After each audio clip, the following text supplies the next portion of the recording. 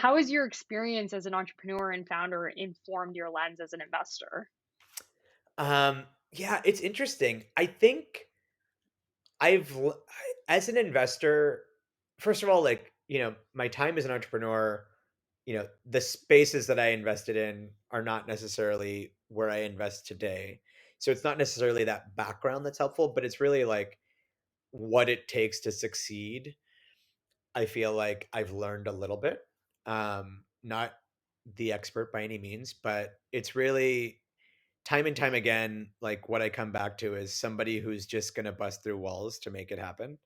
And, I remember going through very difficult periods in my startup, both like all the startups actually, sort of, I would say like all three of them, we had very difficult times in which people wanted to give up.